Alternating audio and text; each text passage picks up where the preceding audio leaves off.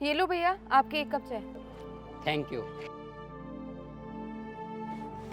नमस्ते मैडम, ये कुछ पैसे हैं, ये रख लो। अरे लेकिन सर, आप ये पैसे मुझे क्यों दे रहे हो? अरे ये पैसे मैं अपनी मर्जी से नहीं दे रहा हूँ। ये तो क्या है, आपके हस्बैंड यहाँ पे जब थे ना, तो उनसे मैंने उधार लिए थे और बस आज मेरे पास में पैसे आ गए तो मैंने सोचा चुका दूँ उनको। अब वो तो है नहीं, तो ये पैसे मैं आपको ही दूंगा ना, ये लो। ठीक है सर। चलो, अपने हस्बैंड का ध्यान रखना।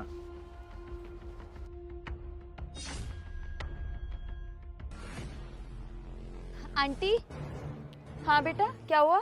ये लो, ये कुछ पैसे हैं, इन्हें आप रख लो। क्या ये पैसे मैं रख लूं? लेकिन क्यों? वो आंटी, अभी कुछ टाइम पहले ना आपके हस्बैंड इस दुकान पे काम करते थे और हमारा ऑफिस ना यहाँ पास में ही है, हम लोग वहीं पे काम करते हैं। तो अंकल से ही चाय पीने आते थे हम लोग और उस टाइम पे ना मेरी कंडीशन थोड़ी ख़राब थी, तो मैंने अंकल से 10,000 रुपये उधार लिए थे, तो बस वही चुकाने आई हूँ आपको। लेकिन मेरे पति ने तो मुझे कभी कुछ नहीं बताया इस बारे में। अरे कोई बात नहीं आंटी, अंकल ना भूल गए होंगे। वैसे भी वो ना बहुत नेक दिल इंसान है, किसी की मदद करके वो ऐसे ही भूल जाते हैं। लेकिन मैंने उनसे पैसे लिए थे तो मुझे तो याद रहेगा ना। ये लीजिए। धन्यवाद।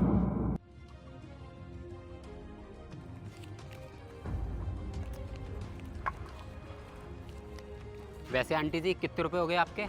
वो भैया, आपके 10 रुपये हो गए। अच्छा ठीक है, ये लो आप पैसे। वैसे आंटी जी एक बात तो माननी पड़ेगी, आज के इस ज़माने में इस तरह के ईमानदार लोग भी हैं, ये मैंने कभी सोचा भी नहीं था। ईमानदार लोग कैसे बेटा? मैं कुछ समझी नहीं। अरे अभी आपने देखा ना, वो लड़की आई और उस लड़की से पहले वो एक भैया आए थे। अरे आप लोगों से उन्होंने उधार लिया है, आप लोगों को याद नहीं है जबकि उनको याद है, और वो आपका उधार चुकाने के लिए खुद आपके पास आ रहे हैं। जबकि आज की दुनिया में लोग उधार लेकर भी नहीं चुकाना चाहते, लेकिन ये लोग कुछ ज़्यादा अलग लगे मुझे, इसीलिए मैंने आपको बोला। आपको तो पता ही है आंटी, आज के ज़माने में भाई भाई में लड़ाई हो जाती है पैसों के चक्कर में, और ये लोग खुद आपके पास पैसा देने के लिए आ रहे हैं, ये मुझे कुछ समझ नहीं आया। अरे बेटा, आप ना गलत समझ रहे हो। ये लोग मुझे उधार नहीं चुका रहे, बल्कि झूठ बोलकर मेरी मदद कर रहे हैं। क्या मदद कर रहे हैं? लेकिन मैं कुछ समझा नहीं आंटी। अरे बेटा, बात ऐसी है ना कि थोड़े टाइम पहले मेरे हस्बैंड इस दुकान पर काम करते थे, लेकिन अचानक से उनकी इतनी तेज़ तबीयत खराब हुई कि उन्होंने बिस्तर पकड़ लिया। तो तब से बस वो बिस्तर पर ही है। और जब यहाँ पर जो लोग चाय पीने आते थे ना, उन लोगों को पता चला कि अंकल जी की तबीयत बहुत ज़्यादा ख़राब है, तो उन्होंने इस तरीके से मेरी मदद करी। और मैं तुम्हें एक बात बता दूँ, मेरे पति ना कभी किसी से उधार नहीं करते थे। जो लोग यहाँ चाय पीने आते हैं ना, उनमें से कुछ लोगों ने जाकर घर पर देखा। उन्होंने देखा कि वहाँ मेरे पति की तबीयत ही नहीं, बल्कि हमारे तो घर की कंडीशन भी बहुत ख़राब है। तो उन लोगों ने नया रास्ता निकाला मुझे कुछ हेल्प करने का, जिससे घर का थोड़ा बहुत गुजारा चल सके। मेरे पति ऐसे हैं, चाहे वो भूखे रह लेंगे पर कभी किसी से 1 रुपया उधार नहीं लेंगे। तो बस इसीलिए ये लोग थोड़े बहुत पैसे देकर मेरी थोड़ी बहुत मदद कर देते हैं। और जब बेटा इन लोगों को पता चला कि मेरे घर में कमाने वाला कोई नहीं है, सिर्फ और सिर्फ मेरे पति ही है, तो बस और उन्होंने भी अब खाट पकड़ ली। तो इसीलिए ये लोग आते हैं, थोड़े बहुत पैसे मुझे देते हैं। इससे क्या है, मैं मेरे पति के लिए दवाइयाँ ले जाती हूँ। मैं बेटा पढ़ी लिखी भी नहीं हूँ जो कहीं जाकर जॉब कर लूँ।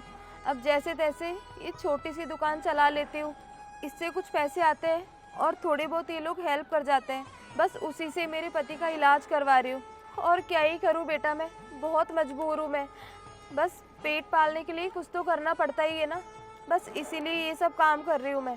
वो बात ठीक है आंटी, लेकिन मुझे तो एक बात समझ नहीं आ रही, ये लोग बिना किसी मतलब के, बिना किसी स्वार्थ के आपकी मदद कर रहे हैं, लेकिन क्यों? क्योंकि बेटा ये सब ना इधर आसपास ही रहते हैं। किसी का यहाँ पर ऑफिस है, कोई यहाँ फैक्ट्री में काम करता है। तो मेरे पति क्या है ना, सबसे अच्छे संबंध बनाकर चलते थे हमेशा।